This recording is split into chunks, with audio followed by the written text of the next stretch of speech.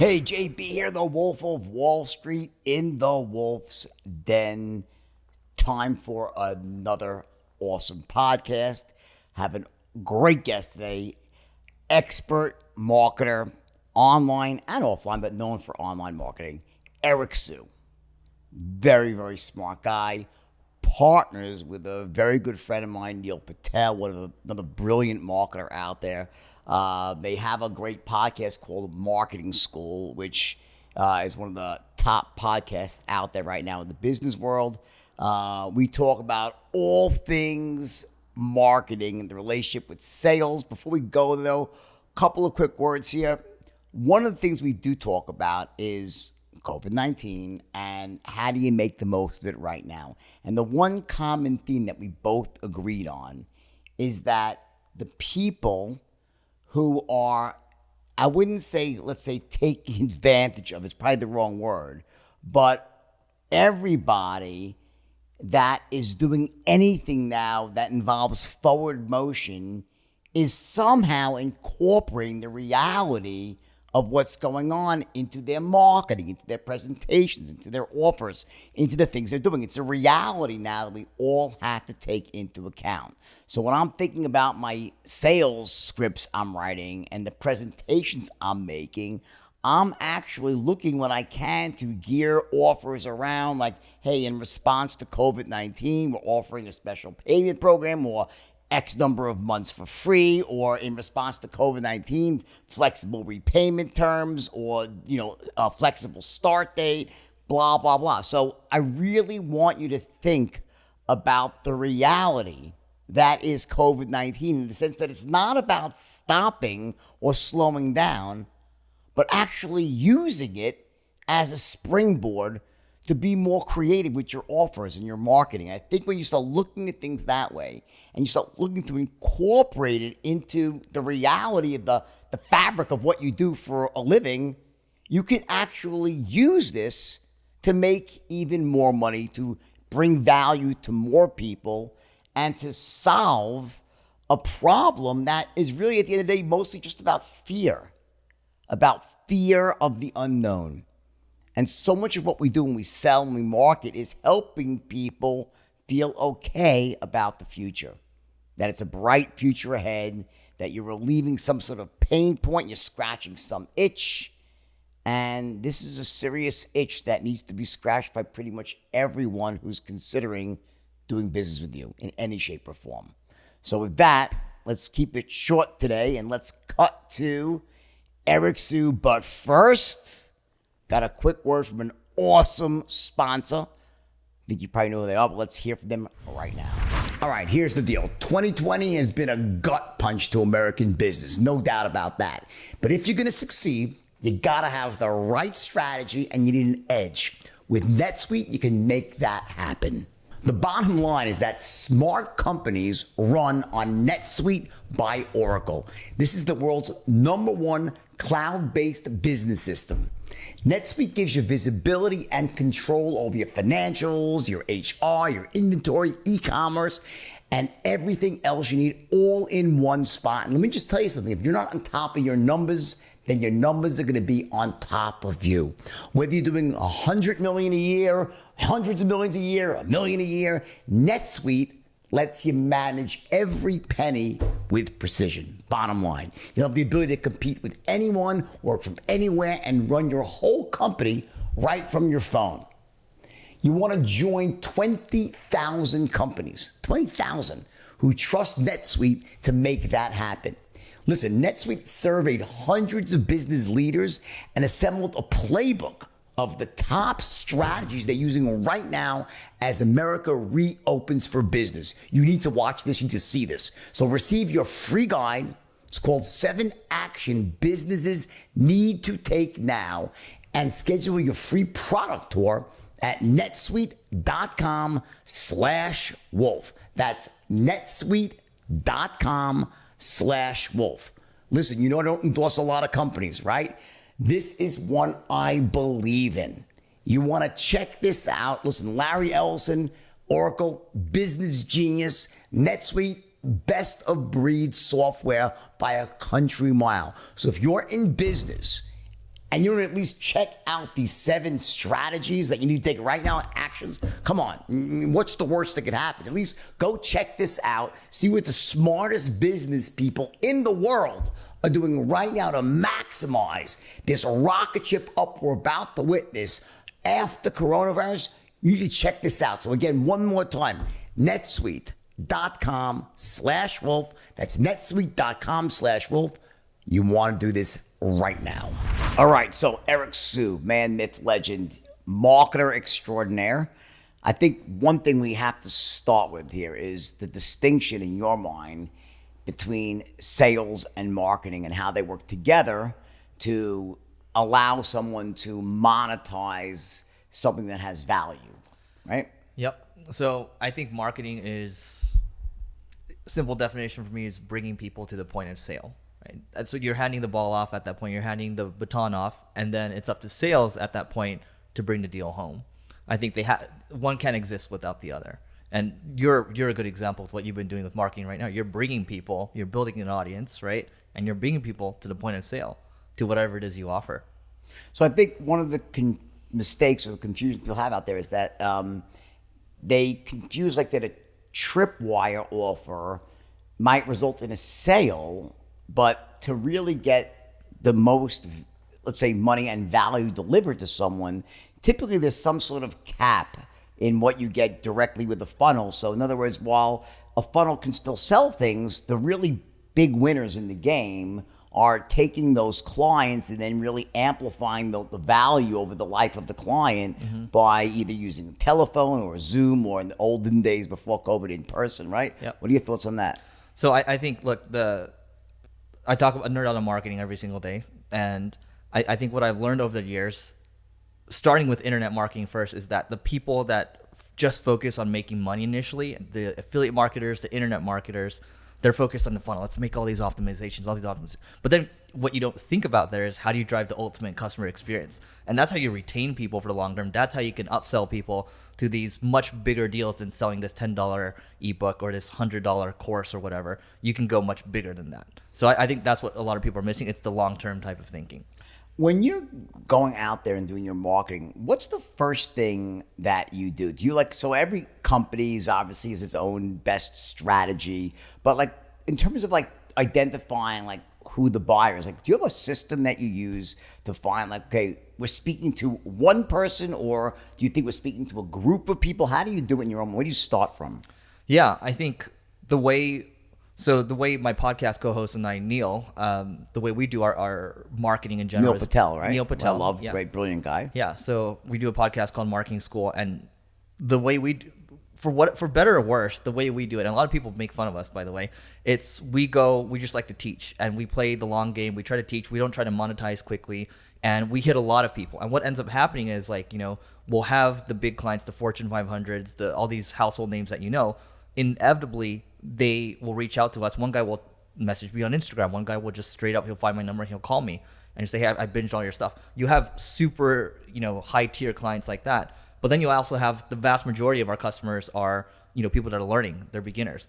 But then later you survey these people once you build your email list, and then you figure out, hey, like, what do you need exactly? How can I serve you? And then you build around that. So I think what you're seeing a lot, a lot of people are talking, like people in Silicon Valley are like, oh yeah, it's about this passion economy now. You got to build the audience first, and then everything else will come to you. Like I agree with that, but it's nothing new. It's you build the audience first, everything just becomes a lot easier. And there's a big reason why you're doing that right now too. Yeah, so I guess with me, it's like I've always tried to monetize things at least enough to create cash flow that I'm not having to constantly dip in my pockets. One of the things I've learned as a business person is that, time is on your side when you're not burning through a lot of money. Yeah. And if you're burning through vast amounts of money, you start sometimes because it takes time to find the truth of something, the best way of doing something, the best copy, the best audience, the best offer to make that audience. And sometimes I think people, they are not aware of the fact that there's an emotional toll that a cash burn takes on you. Because most people can't play the Silicon Valley unlimited deep pockets and I'll just figure it out by brute forcing it. So you have to be aware that while you're going out and trying to build that audience, if you're the average person, you need to make sure you don't go too deeply into the hole because you're going to get discouraged and probably quit, which is probably why a lot of people do quit when they could have really figured out. What do you think about that? So I think there's a really important concept here. There's a guy, who did I get this from? So he started an agency, and agency kicks out, let's say 20, 30 million bucks a year in profit, which is great. And he reinvests all the profit, and he buys all these other businesses. He invests in all these other businesses.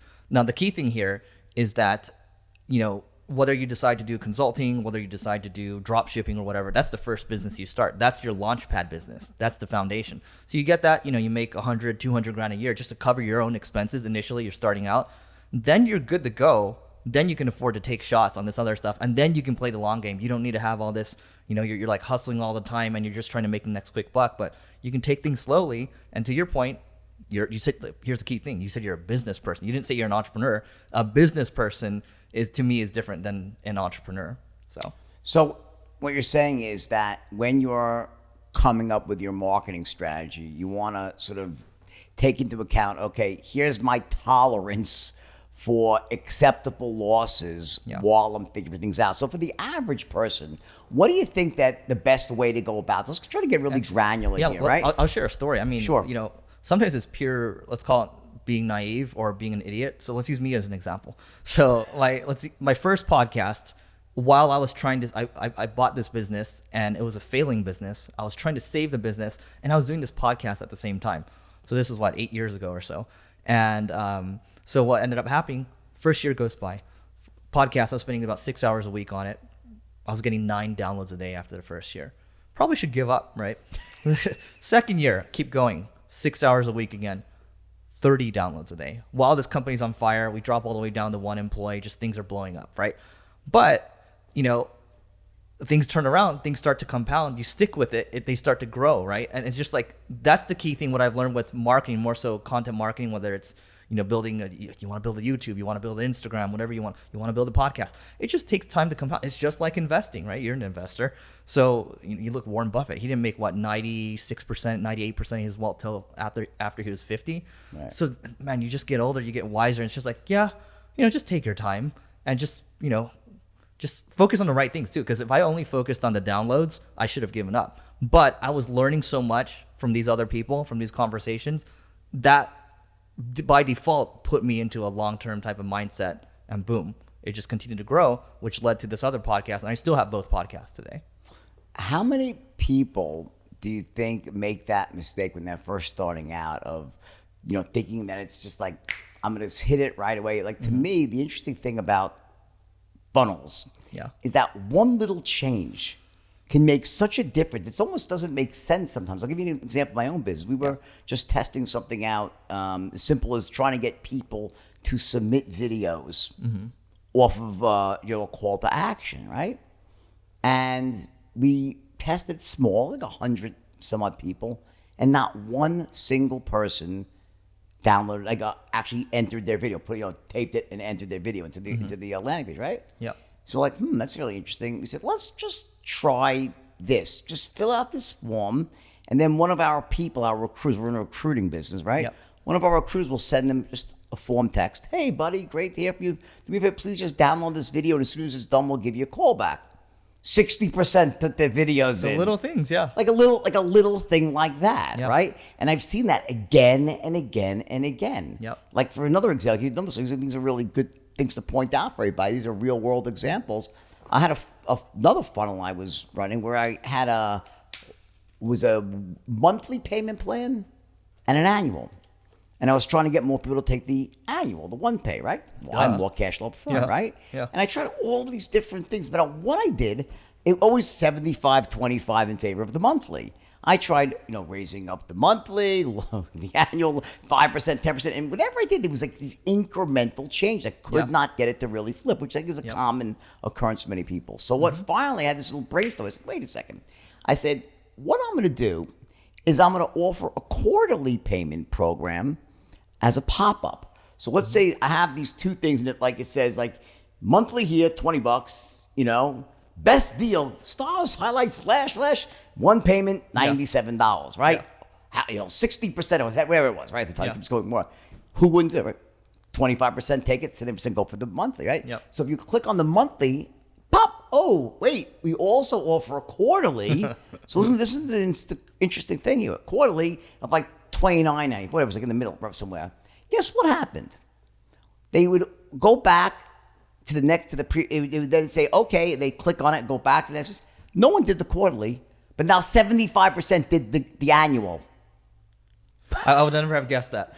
There's no way. Who would you? But like these, and it made a massive impact on my business. Yeah. So I think that how do you like? Do you prescribe sort of a methodology where people make sort of these tweaks? How do you do that in a systemic way? So we the stuff you're talking about, we're always tweaking. So for example, for our ads, we do have a education program that we drive people to, let's say 10, 15 grand plus, right? So for us there, we're meeting every day. We're doing a stand-up meeting, and we're talking about the tweaks we're making. We're looking at the numbers, and we'll find every once in a while we'll find something that strikes gold. I think about 10 to 12% of the time your tests are going to be successful. But what I've learned over the years, instead of having all this kind of schizophrenia about like testing all these little things, is the framework we've created is more around content. It all starts from content. If I look at every single thing that's grown, it all comes from content first, right? So give me an example. So let's say the podcast marketing school. So now we're doing decent. It's got about 40 million downloads so far, but we start with that first because it's so easy to record content like this. But from that piece of content, that's the seed piece of content, we will say, okay, this video or this podcast, right? We can chop this up into 10 different pieces. Okay. Not only that, we'll put this on writers too. So we'll sprout it into 10 different pieces, but we'll also sprout it into a couple of other blog posts, because this conversation right here is about 50 to 60% of a blog post. And we just have them write long form content. Then from there, we have it go to our social team and they chop it up into little pieces. Then I can repurpose stuff onto IGTV, LinkedIn, whatever. Yeah. And all we're looking for is little touch points, right? And then the more reach you have, the better. And after that, it's like, okay, what do you want to do? How are you going to promote it? Put some money towards it. We put some money towards some old posts that we had. What happens? Boom. Large stock exchange company comes to us and says, hey, we want this, right? And then that leads to, we're spending like nothing a day, like $10 to $50 a day. But it all starts from this one foundational piece first, and then it just goes up from there. And you guys, I believe you guys are doing the same thing right now too. The people that are doing it well, they're just using some form that's like this. Yeah, exactly. Yeah. So give me an example of some of the things, like tell me your top 5 tweaks for someone that's entering the world of marketing. What are the 5 things that you think these just like the must do? Like what are the things you want to like to become a great marketer? The split text. Yeah. What are like the 5 best, like obvious ones that if you're not doing it, you're just missing the boat? So you're talking tactics. Tactics, yeah. Yeah. So I think a couple things. I think what a lot of people miss out on is, what's funny is in this world, everyone talks about ads. Everyone talks about social media. Nobody talks about SEO. But that's such, like, the fact that people are avoiding it means you still have an opportunity there. So I think one thing is around SEO. Interesting. So let's say you create a ton of social content. You have a lot of videos. You have a lot of concepts too, and from your training programs and everything. What's to say you can't have a lot of it out there for free in long form format, and then people will find it. The algorithms will find it, and then you'll get the traffic from it. And then from there, okay, from the SEO, right? You're writing long form content. A lot of people miss out on the fact that if you have a lot of traffic come to your website, you have a lot of data, right?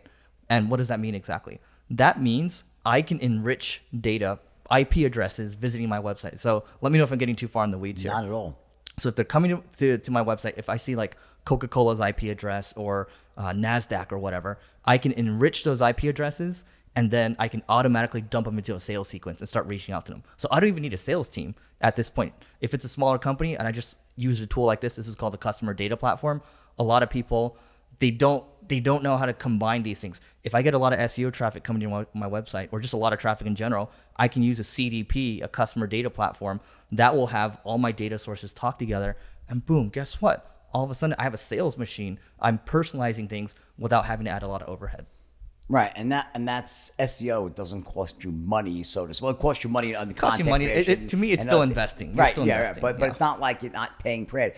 What would you say in terms of like the blend of traffic that you would think a really well-run, fully integrated marketing machine would have versus paid traffic, like from social ads, versus SEO, like organic traffic?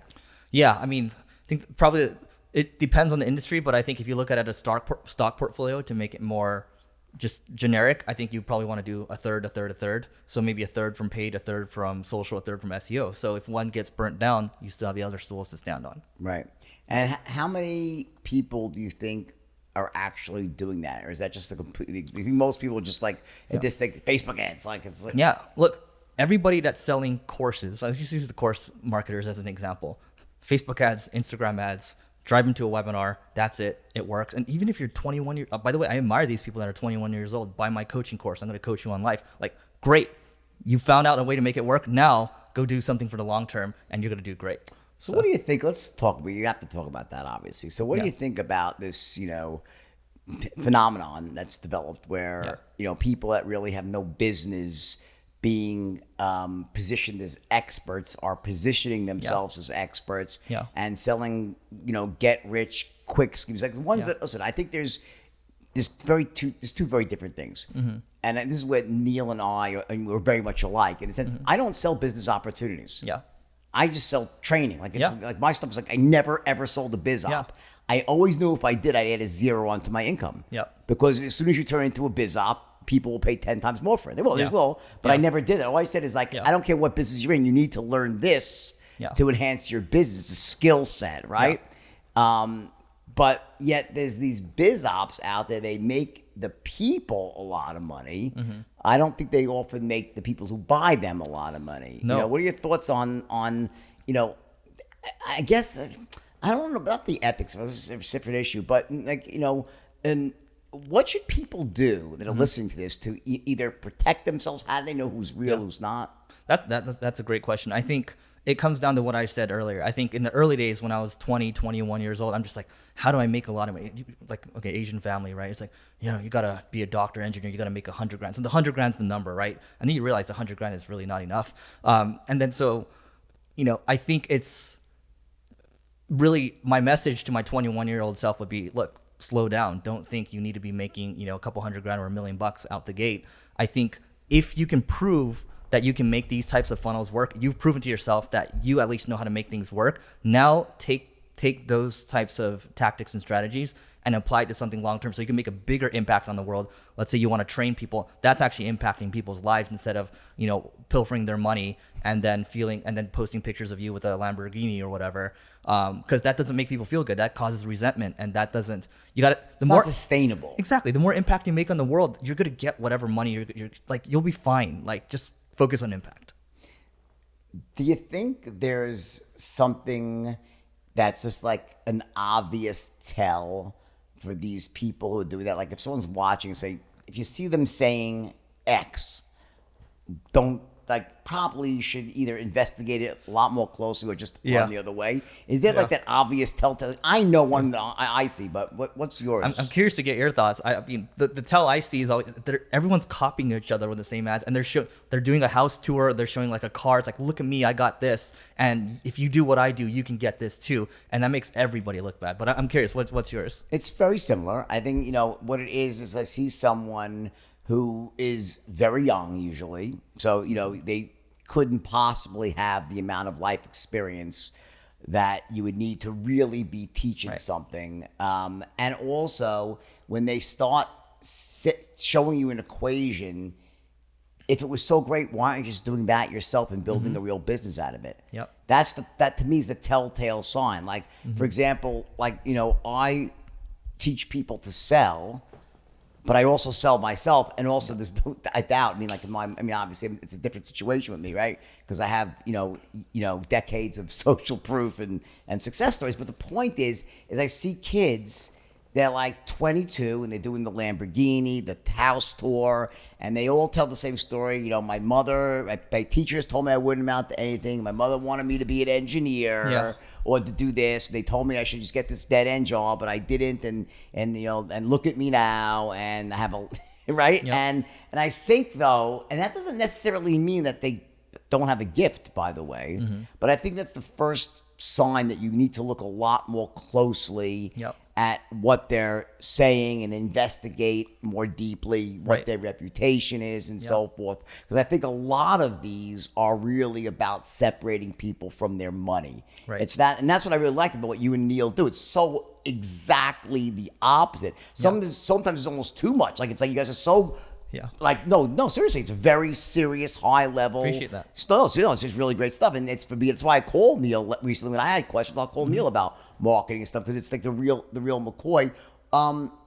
Do you think that the world is a worse place because of this whole thing or a better place? Like, this whole, it's like, okay, I don't want to call it poison, but there's something about it that's a little bit poisonous, I think. Like, Oh, for sure. You know, like what do like It feels, you know what I mean? I'll tell you one thing. Not right? really. Tell me. So, it does feel to me the word is icky. But, at the same time, they have some reflecting to do, I think. And I certainly had reflecting to do at that age. I think the one thing I'll tell you is I get the same feeling sometimes when I'm around certain affiliate marketers where it's just like money, money, money. I don't care if I'm going to screw people out. You've optimized too much for that KPI. You got to dial it back a little bit and balance it out with something else. That's what they say. And when you're running a business, you can't just give someone one KPI. You got to pair it with another metric. So let's say you're one of these people that either is doing that or you want to do that. What's the better version of that? So I don't think you throw the baby out with the bathwater. I think the idea would be is, how do you come up with a really great biz op that actually works, that's priced fairly, and that empowers people and disempowers people, or versus disempowers people. How do you do that? What do you think of sort of the cornerstones of a great biz op? I think, bottoms. I think, look, we talked about training. We're used to training and teaching people. I think if you look at, maybe China's not a good example right now, but there's this teacher in China, and he has this podcast, and all he does is he teaches people, makes great money, $8 million a year. He takes home $8 million. And it's bottoms up approach, right? Another guy, his name's Anthony Pompliano, and he's got a great podcast. He's got a newsletter, and he makes like $5 to $10 a month on a newsletter, charges money on his podcast subscription. He could offer stuff on the high end consulting. On the low end, he can have his newsletter subscription, which is like the hot thing right now in Silicon Valley. So I think, What's a newsletter? So like a Substack, there's a company called Substack right now, and they are democratizing newsletter. It's like a mini MailChimp, and you can charge people to subscribe to the newsletter. And so you charge like $5-10 a month. That could be kind of your cash cow, right, for the vast majority of your audience. And then for the higher tier, maybe, for example, Neil and I hate using the word mastermind because that feels icky, all right? It's a shame, by the way, because it does. Yeah. It's become like, I have a mastermind. I do them like twice a year. And it's like 8 to 10 people. And it's awesome. what it's supposed to be. And, you can't say that word. So now I know. do you say like junto or like a forum or peer group? Like, who knows? But so for the vast majority of our audience, Neil and I, we give away everything for free. Then we have a mastermind. We have a virtual mastermind because you can't do the live one right now. Right. And then we have people that pay us for, we don't like to do consulting too much because it eats our time, but we might do that from time to time. And then we have an advertising deal. But you just have different tiers. And then, every year we'll send a survey monkey to the audience saying, we'll ask all this stuff like, what kind of role are you? Private equity, CEO? Are you just a student? Whatever. And then based off of that, like what help do you need right now? What can we support you with? Then from there, we'll put forth, new solutions and we'll test things. So what do you think the future is of marketing? Do you think it's going to continue to be this sort of Facebook, Instagram centric type of, ad campaigns? Or do you think it's going to run its course and start to shift into something else? I think so. Who knows what the government's going to do to Facebook, Google? Right? Who knows what's going to break them up right now? But I think voice is the future. If you look at everything that's being done right now, your home speaker is listening to everything you say, for better or worse. And the behavior that you actually take on it. So I was talking to Neil about this yesterday. His baby is always like, picking music to play, right? And so by default, Alexa now knows, oh, you probably have a baby in the house, and then I'm going to make baby suggestions to you. If you're Google, even better. If you're on YouTube, I'm going to throw those ads at you because I know you're more likely to convert there. So it all comes down to these. It's the same companies, I think, and it's just now you're playing a different the technology is catching up. So you're going to be seeing a lot more voice because just people are lazy, and we're just sitting here, right? We're doing voice right now and podcasting, as we've seen with the Joe Rogan deal, the $100 million plus deal. Look, it's just proof in the pudding. So, and you do podcast ads too, so you know how it looks. Sure. So, it's funny. I did podcast ads, and then I stopped doing them Yeah. because I felt like that it was just corrupting my show a little bit. Mm-hmm. I was had a company, and they were a great company that was doing my podcast, Yeah. and they're great people. But Yeah. to me, I wasn't looking to really make money on my podcast Mm-hmm. as much. It was more like just to spread the word, Yeah. top of the funnel sort of thing, Yeah. free info out there. And I found myself, I think that I always go back to this one scene from the movie Social Network, a great scene where they're having this argument. This is a really cornerstone issue for all entrepreneurs, especially in the space we're discussing, and that is they're deciding if they should try to monetize Facebook and place these ads on it very early on. And Zuckerberg very adroitly says, I'm sure it's a movie, so it's the best version of what he said. But what he's saying is we don't even know what Facebook really is yet. Yeah. I don't want to corrupt it, but the one thing it needs to always be is cool. Yeah. And if it's not cool, if we place these ads on for like Pizza Boy at the top, it's going to make it uncool. People won't want to go there. So you have to pick your spot when you want to monetize something. And I felt like with my podcast that I just started it and I was testing out all these different guests and, what do people want to hear? Yeah. I tried funny people, business people, this, and what I'm saying? And I'm like, I'm trying to monetize it. And I'm like, I don't think that's even appropriate yet. And I was getting all these amazing advertisers because of my brand. And I said, stop. And I just finally added back on. Yeah. For example, I had, Oracle NetSuite. I saw that. I love them because I just a great, it's a fabulous company. Yeah. Great message to market match. And I'll probably add maybe one more. But so I thought it was like getting away from it. It's like, I'm like a store trying to make money. I tried to make the ads really funny. Yeah. Like I had It's to hard. Yeah. And I was just trying to make, make people laugh about them. So, but, so when do you think is like the sweet spot for monetizing? I'll tell you what you could do. So I'm an advisor to this company called Supercast, and what they do is it's kind of like Substack where they help you make little subscriptions.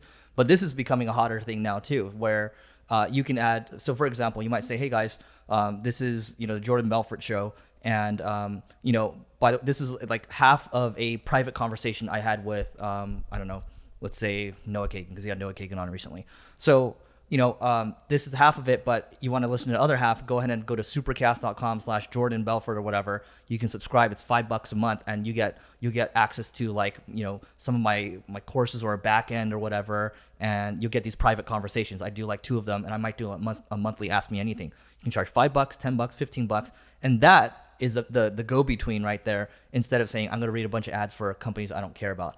Right. So interesting. So do you think for the average person starting a podcast, which I think is a great thing, by the way. I really like podcasts. everybody's starting one now. Yeah, right. So it's like you're just saying everyone's doing this, no barrier to entry, which is good and bad. I think the story that you told is a very common story.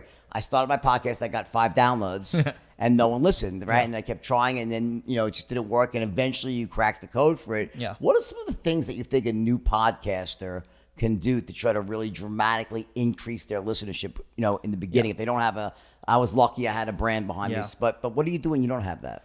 Yeah, I mean, I think if I were to be practical, you're starting out today. You don't have anything right now. Literally, my producer on my team started a podcast on dating. I literally he because he listened to us so much, he's literally just following the playbook. So you come out with 5 at a time, so it's like there's predictability. He's doing a daily one right now because he knows daily is more consistency and it gets compound faster. So there's that. I think whatever you can do to get your the problem right now is everyone's doing an interview podcast. So how do you zig where other people are zagging? So like with the Marketing School podcast, it's not an interview podcast. It's just Neil and myself, 5 to 10 minutes a day, boom, boom, boom. So what can you do differently? Depends on what you're doing, right? My producer's podcast is on dating. It's a daily dating podcast, and I actually think it's gonna do well. And it's been starting to grow. Like he's like, yeah, I'm only at 30 downloads a day. I'm like, dude, you're 3 times higher than me in the first year, and now he's getting even better. And it's just it just takes time. And I just told him, I think you got to think about not the numbers first, not trying to make money. You got to think about your learnings, if you're getting any value from it, and enjoying. People say, I used to think they're full of it when they're like, oh, you got to enjoy the process, you got to enjoy the journey. But the older you get, you realize, I think that's true. I don't know if it's the same for you. Yeah, well, I think that someone says, should you monetize your passion or should you monetize what you're good at? And I believe you should monetize what you're good at, not necessarily your passion, because your passion might just not be monetizable. But I think that it's great when your passion is monetized. Where it intersects. They intersect, right? But they don't always intersect. Yeah. I think that it's not a one-size-fits-all proposition. And I also think that everybody has a different definition of monetary success. Like, I think we probably have higher standards than most people do. Right. So some people they don't really look at it that way. Their success could be measured in their own enjoyment of something. And totally. Just everyone has their own definition. Yeah. I think there's this Japanese thing called ikigai, and there's like a ton of Venn diagrams around it. And it's exactly what you're talking about. How do you find an intersection between all those things? Yeah. So. And I think also, so it's kind of the intersection of, number one, what's your passion? Two, do you suck at your passion? I love playing tennis. I ain't no Roger Federer, right? I'm not going to have a career on the tennis court, right?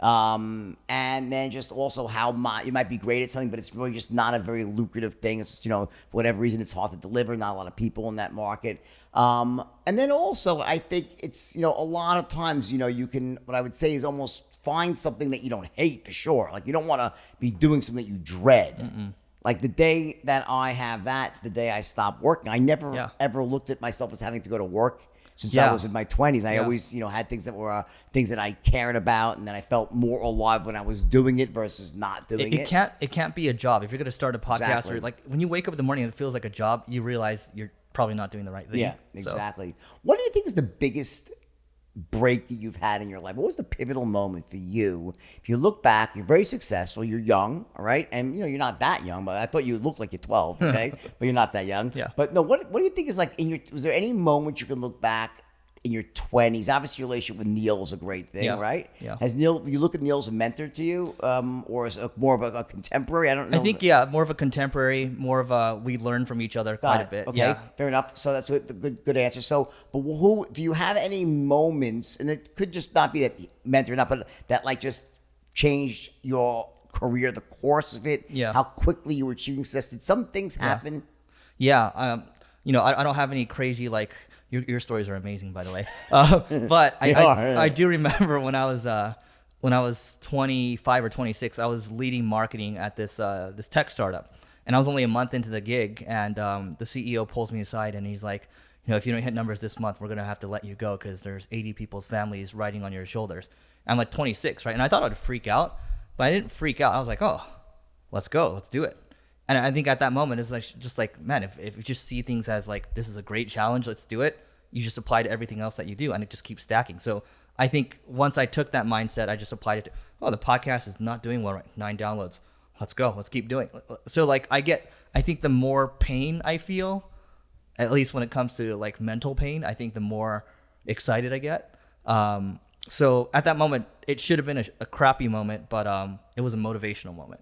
So I am very much the same. I think that one of my ways of really motivating myself is moving away from painful thoughts. Like, if I feel like that this eventuality might happen, it would be so terrible, I will do anything to avoid that happening, versus imagining a great outcome and just working towards that. I mean, I think most people use both, but I do have probably more of a pain-based motivation strategy than I probably liked, because it's not always the most joyful thing when you're going through it. Yeah. But I think more than that, I think one thing I've found in my own life, and I think that this is important for people to hear, and I'm guessing you're probably similar, is that, people would say to me, wow, you're just so fearless the way you go about, like, just you start these businesses and you just go ahead with it's like no fear. And that's just not true.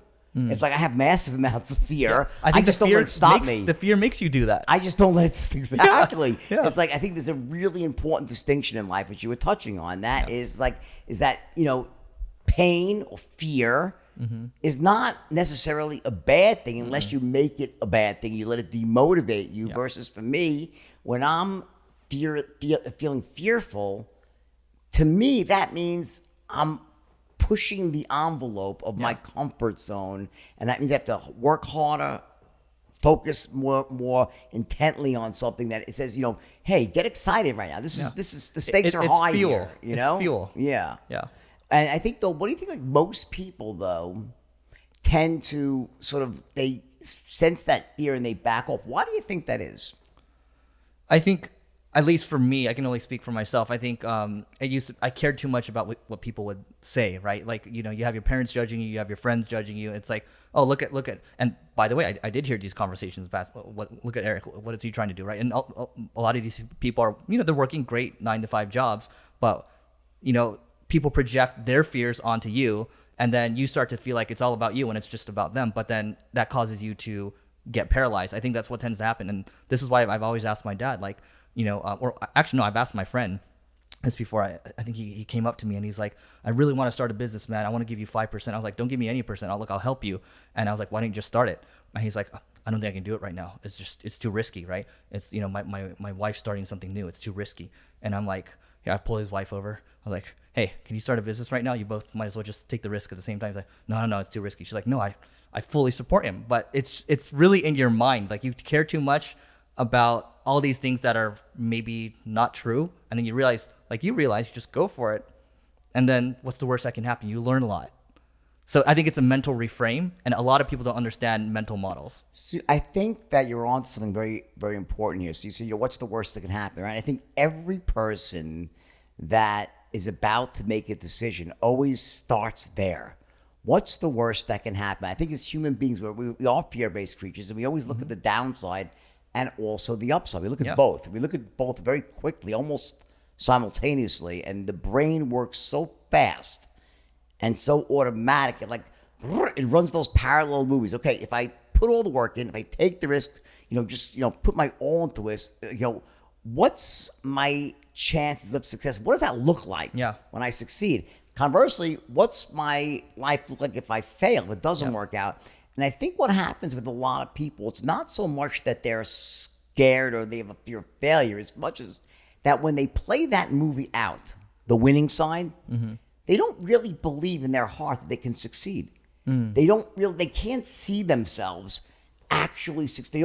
It's a lack of self-belief. Yeah. See, when I am taking action, one thing I will tell you is I fully believe in my heart that if it's possible, I'll make it work. Yeah. Like, I have enough anchors, and I think you're probably the same. Like, you don't doubt your own ability to work through stuff, right? And I think that's where skills is so important, because it all comes down to confidence is based on skilling up. Right. The more skilled you are, the more you practice them, the more confidence you have in your ability to execute, right? Yeah. So is that what you think, like, one of the secrets to why your training is so valuable and helps people, because it makes them more confident in running that movie? Totally. I'm sure this is the same thing when you get DMs from people like, oh my God, like, I just got my first raise. We made our first 200 grand or whatever. And it's constantly, you can feel like love them. It's almost the like best a drug. thing. It's a drug. I'm like, yes, every time, right? Do you know that I had this conversation with John Maxwell? Did you? And I said to him, it's on video. I said to him, I'm having this issue. Like, I'm feeling greedy again. Yeah. And I used to think that there was greed is never good, but my greed is for I want more DMs. Yeah. Yeah. Like, he goes, that's called good. It. He goes, that's called good greed. Yeah. Like, I was greedy for other people's success stories from my stuff. And because there's such a lift, it really does. It's like, it's hard to explain because you don't make any money from it, but it just makes you feel like so alive. Well, and I would argue the money comes eventually. Oh yeah, it does. But there's no direct monetary, but it's more like, damn, what I'm doing is so much value to people, and it makes you feel great inside. What did Zig Ziglar say, right? Related to John Maxwell, like, help people get what they want, you get whatever you want. Simple enough. That was a book. So I first heard a take on that. There's a book I read back when I was 20. Oh my God, ready? I was 21 years old. I read a book called The 1 Minute Salesperson. I've heard of that, yeah. And it was a really good book. And I wonder if Zig got it from there, and maybe they got it from Zig. People maybe all they steal probably from got each it from other. the 1940s. Probably it's probably 50 years before, and someone came up with it. But the book was based on I get what I want by helping other people get what they want. Yeah. The first thing I have to do is to walk in my customer's shoes. You understand? Like, this whole idea of what really selling is all about. And I think marketing is very similar, right? In the sense, do you, when you're actually, figuring out your offers and your copy, are you doing that? Saying, well, what would my, imagining yourself in the place of the customer? Yeah, I mean, example, if you so for one of our things, I mean, we're deeply taking a look at, because here's the problem: if I'm creating a new offer and I'm just trying to blatantly drive ads to it, what people don't realize, I think a lot of beginning marketers don't realize, is that it's constantly an iteration game, right? You're looking at what your customers are saying. You got to get on the phone with your customers. I think a lot, like I used to think, oh, it's internet marketing. I can work in my boxers. I don't need to talk to anybody. But you, like with our software company, you have to be doing customer development. Read Steve Blank's book, right? Great book. Talk to people. And then from there, all their objections is going to go. You're a salesperson. You understand, like you got to answer people's objections, not only just in the sales conversations, but in the copy as well. Sure. And then you write really compelling copy that can speak to people. But you can't copy other people's copy because you're not feeling what emotionally, right? It's not the same thing. It's not, you haven't done the research that they've done. So you got to put in the work. I remember this, just to that exact point, back in 2000, and I think it was 10 or 11, I was a speaker from Frank Kern. Mm-hmm. So I was a speaker at Frank Kern. He used to do these events I don't think he does them anymore. Yeah. But they were great events, and he's hysterical. He used to have these balls, like, buy my shit in the back. He was like such a character, right? Yeah. Anyway, I got up on stage. I think it was about 900 internet marketers. This is in the early days of it. This is even before like drop shipping and stuff. It's real dark. And I got up and said, I said, the biggest mistake I think I see among people like yourself, I'm not saying it's you, but like a lot of internet marketers think, if I could just master the art of being an internet marketer, I'll never have to speak to another human being again. Yep. And they all started laughing hysterically because it's so, they're like, I'm like, and it's just not true. Yeah. All the great ones that are really doing well, they use that internet marketing to bring in the customers. They have conversations, and whatever those conversations turn to, whether it's identifying for their needs, objections, so it's just, and also cancellations, by the way. One of the biggest things I see, and correct me if I'm wrong here, you probably know this more than I do overall, but with a lot of these biz ops, they're running 30 and 40% cancellation rates. Like they were massive cancellation rates. It's crazy. So I was talking to a guy, he has a SaaS company. We were at this internet marketing thing in Florida right before COVID went crazy here. And we're just talking like, he's like, I have a buddy, and he's so happy with his program. It's got like a 35% cancellation. I'm like, dude, in SaaS, like you can't do that because you're rolling over. You have to get a new set of customers every year. How are you supposed to compound your business? And you're also pissing the hell off of your credit card processors and stuff like that. They'll ban you. Yeah, it's really, but do you think, okay, that's the double-edged sword of that formula you first mentioned. Like, everyone's got this thing where they show the, the ad of them walking through a house with the Ferrari, goes to a webinar, and then that webinar closes them. And I think a lot of the programs now are $2,000. It's like they're getting people to pay $2,000. But then they hit this, 40, sometimes 50% cancellation rate.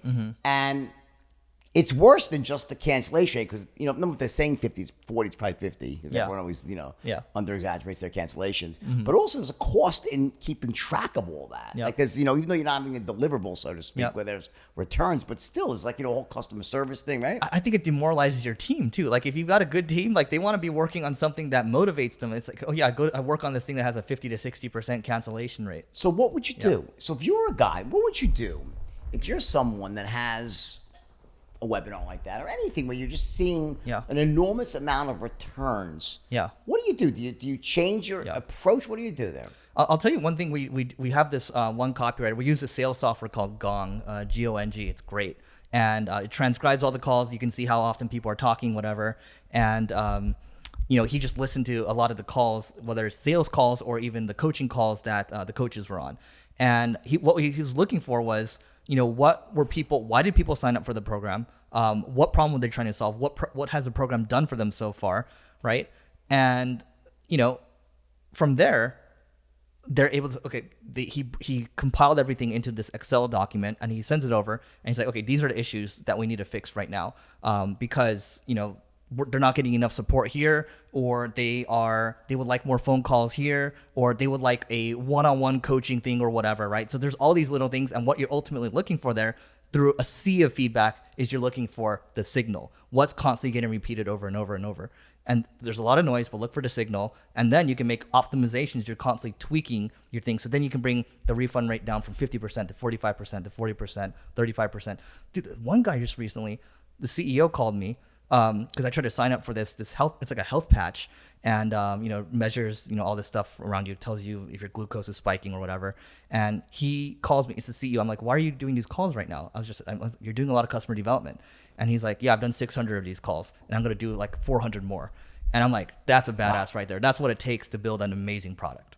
So what do you think for you, and do you do stuff with Neil and separately, or everything together? Yep. So we do things together. We do, and then we have competing agencies, but we don't operate in a day to day. So we just have fun doing our own thing. Like whatever we talk about, we have a blast. So what's the future for you in terms of where you think your business goes in the next 3 to 5 years? Yeah, I think so. One thing I'm excited about. The only reason I kept my ad agency, so I bought. This is a failing company I bought, and I'm excited about the future of marketing agencies, right? I think traditional agencies don't work. It's got to be paid for performance. So I got one buddy, his company does about $30 million a year. He's only got 10 employees, great revenue per employee and super efficient business. Another guy, 25 million a year, 25 employees. Another guy, $500 million a year, 300 employees. So this is much better than saying, oh, I want to build an agency that's like Omnicom or Publicis, these big agencies, holding companies, where they're just playing the same game. They're just buying other agencies. They have thousands and thousands of employees. COVID hits. They have a layoff, like a bunch of them.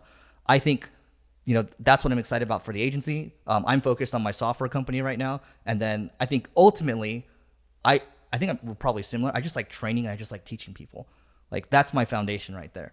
Like when I teach, local colleges here or I teach online, the dopamine hits you get from people emailing you or DMing you. I just want to keep doing that. So I keep feeling good about myself. So one of the things I recently did is I pivoted my business. I actually went back a step in the value chain of salespeople. So for many years I was training salespeople. I noticed that I was going to all these companies and I was finding that there was this huge attrition rate, and it was being caused by poor first year job performance and also the wrong people being hired, and I'm the guy that was being called in to fix it, right? So what I did is I said, you know what, I'm going to go back a step. Rather than just training salespeople, let me actually source them, recruit them myself, train them, and then deliver them to companies. So I sort of went to the recruiting side of sales. It's been a very, very great. It's been a great move for me. I think what you're doing is really important because there's only one other person I know that's doing it, and when they said it, I was like, oh, duh, like sign me up, And what do you think about that with marketing? I mean, like with companies that are out there recruiting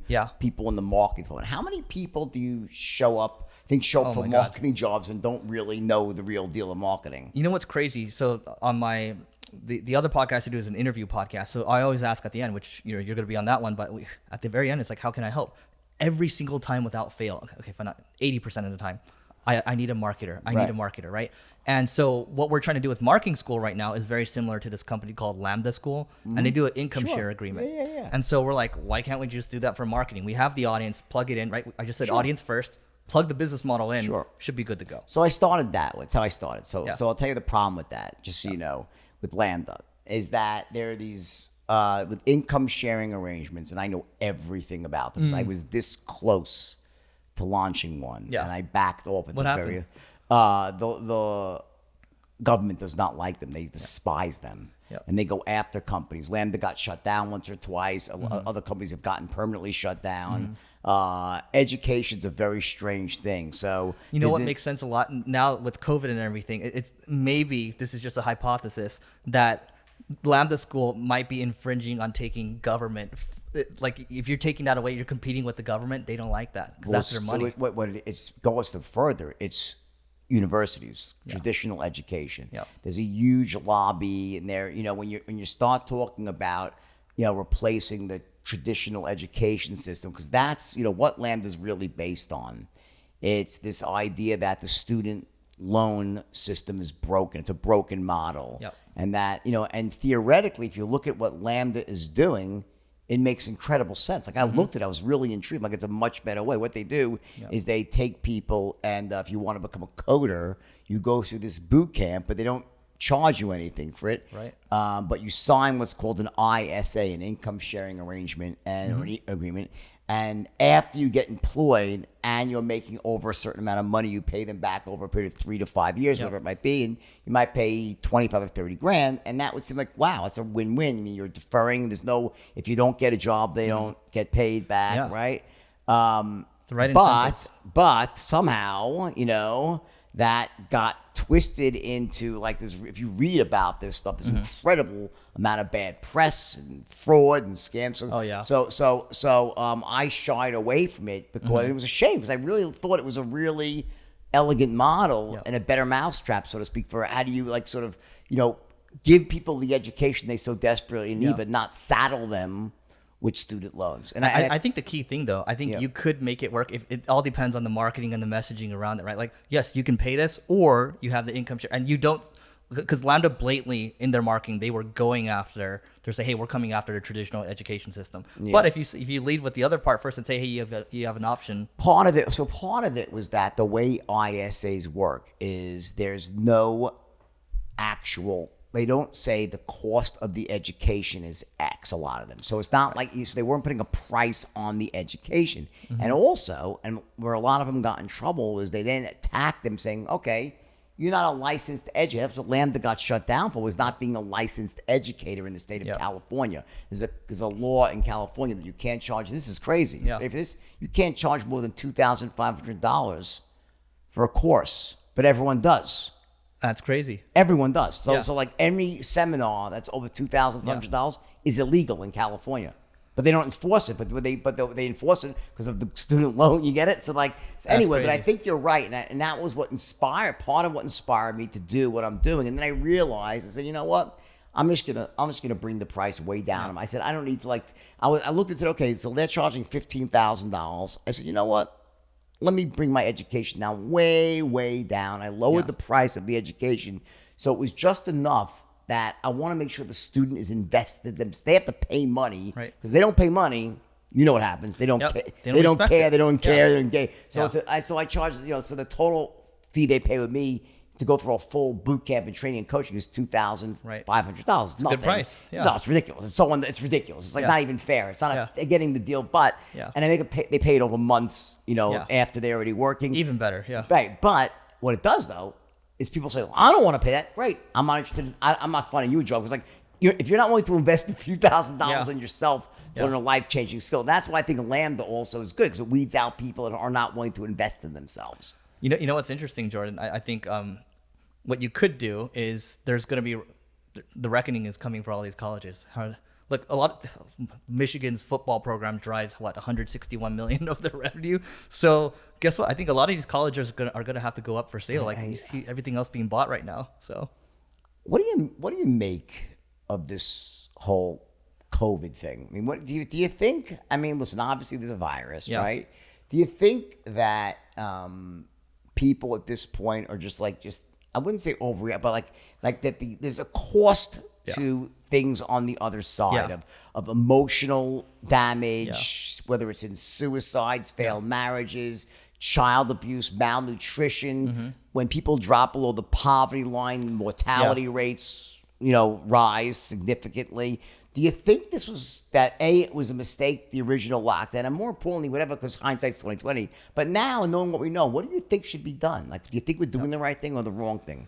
I think Americans are over it. That's the first thing I think. I think no matter what happens, numbers or whatever, I think they're over it. I think, this is my opinion, the best thing right now would be to have the people that are at risk, whether they have comorbidities or however you pronounce it, obese, comorbidities, immunocompromised. Yeah, they stay at home, they stay safe, right? And then you put the people that can go to work, they go to work, and that's what you got to do right now to be safe. I'm not sure about school so much because that's a little. Let's bring this to another level now. Yeah. So you just said the fucking obvious, which is what every smart person is saying. I've been saying this since the beginning, by the way. Yeah. I've been a really vocal of let's take the older people that are in danger. Let's give them filet mignon and lobster tails. Yeah. With all the money that was lost from this economic upheaval. Put some billions that way. We could have taken all that money and given it to those people who really need to be protected. But here's my point. What you just said is obviously a very smart, sober, and it's not a non-humanistic answer. Like I don't care if people. You're not saying that at all, okay? Yeah.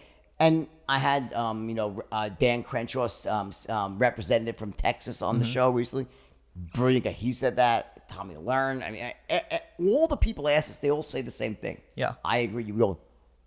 Why? What do you think is the reason? Is it just to try to bring down the Trump presidency? Is that part of it? Is it? I mean, what do you really think is going on here at this point? Whether you hate Trump or love Trump, doesn't matter. Yeah. But it just doesn't add up anymore. I think, what Charlie Munger said, like, show me an incentive and I'll show you the outcome. So look, you use this virus, no matter what side you're on right now, you're going to use it to further whatever your agenda is. And I'm not a political person, by the way. I'm just observing right now. And then you also observe how people are behaving. The vast majority of people are going to behave a certain way. You're going to see people saying things such as billionaires shouldn't exist, which is crazy. And so there's just a lot of stuff going on. People are feeling divided, and it's crazy. So, but the other thing you're saying, by the way, all your friends are saying this, all the people you're talking to are saying, people should go back to work. By the way, these are all motivated people that have built teams, they've built companies, they've accomplished things. And I'm not saying they're better than anybody, but I'm saying I think they have some experience that a lot of people might not necessarily have. Clearly, if you create a situation, let's talk about unintended consequences, or show me an incentive, I'll show you an outcome. If you're going to pay people an extra slush fund of $400 on top of their normal pay, and they can make more money from staying home than from going back to work, people are going to stay home. Yeah. And I don't understand. So I guess Trump now had to extend because he's just trying to win an election at this point. So but it just seems like just utter ridiculousness. Yeah, people don't think about the second order, third order consequences. I think for most people, there's this really good blog, Farnham Street. Just read about these mental models and you'll understand how people behave, and you'll understand how to think longer term, and which applies to business and success as well. What's your advice for young 20 to 30, up and coming, not just this international, success-oriented person? What do you think they should be doing right now? Like, but in just terms of whatever they do for a living, what are the moves that you should be making right now to succeed and just get yourself ahead of the rest of the pack? What are those things? I think the people that are truly successful during this period of time are actually, yes, they feel bad about the bad stuff going on, but they're deep down inside, they're motivated. They're like, it's let's go again. And some of the entrepreneurs I talk to, it's like, they don't brag about their success right now. But they're like, dude, my business is up like a lot and I'm just going to keep working hard. So I think right now it's like, if you don't know anything, you don't have any experience right now. Let's say you're graduating from college. Okay. You didn't get to go to your graduation ceremony this year. What I did in the beginning was I read so much, and I read a lot. I learned a lot. I listened to podcasts such as this one, and I reached out to people that I admired. And let's say I want to work for Jordan Belfort. I want to learn sales more. I'm going to DM him. I know what he's interested in. I'm going to say, hey, I spotted these 3 things over here. I would like to help you for free. And if it works out well, boom, I'm negotiating, by the way. You're going to respect that. Hey, you know what? In a month, if it goes well, let's do something for the long term.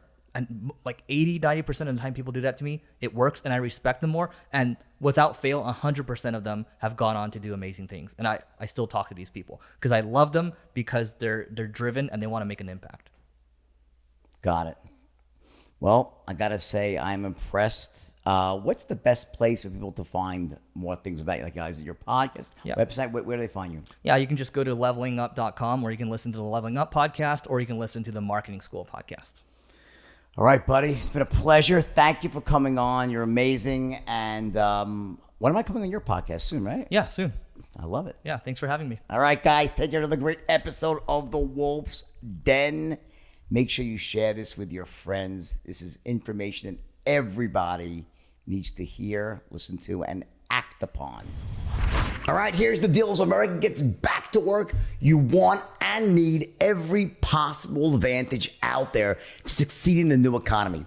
Smart companies run on NetSuite by Oracle, the world's #1 cloud-based business system. So receive your free guide right now at netsuite.com/wolf. That is netsuite.com/wolf. All right, real quick, listen, if you're a CEO, you're a sales manager, or you're involved in hiring for your company, I want you to check out my new organization, Straight Line Hiring. What we do is we deliver expertly trained salespeople to companies like yours.